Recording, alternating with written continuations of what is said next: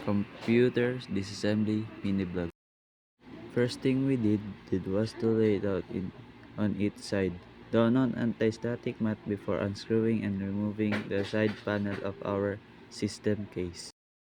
After that, we had to remove all unessential accessories on our hand, wear anti-static wrist wrap, and connect ESD wrist wrap to unpaid metal of our system case. From there, we need to remove the power connector starting from the ATX 24-pin main power connector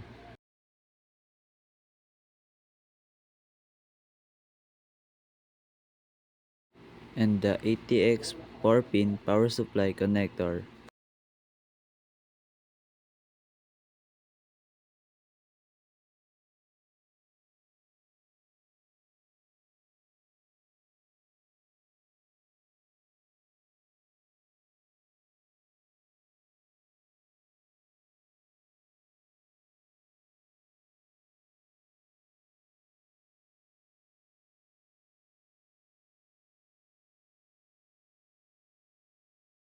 Moving on, the SATA cables and IDE were then removed along with the front panel connector.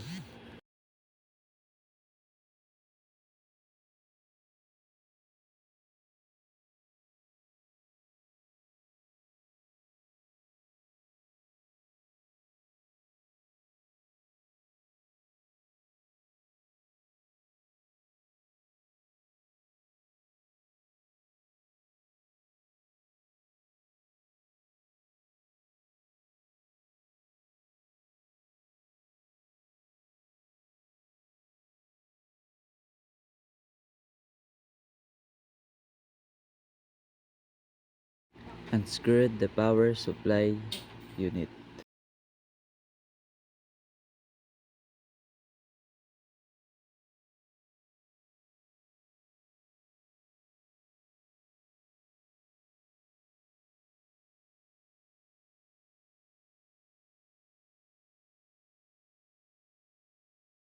We unscrewed and removed them from the system case to set aside on the table.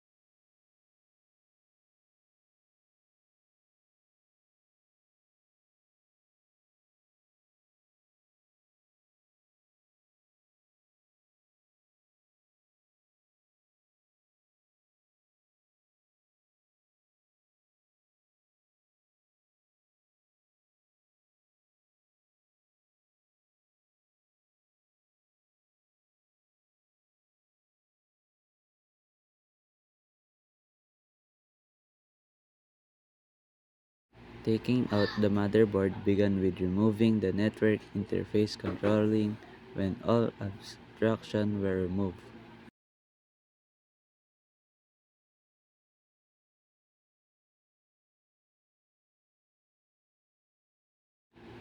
The motherboard was finally ready to be unscrewed and removed from the system case. We proceed to put the motherboard on the wooden table to extract the RAM and heatsink.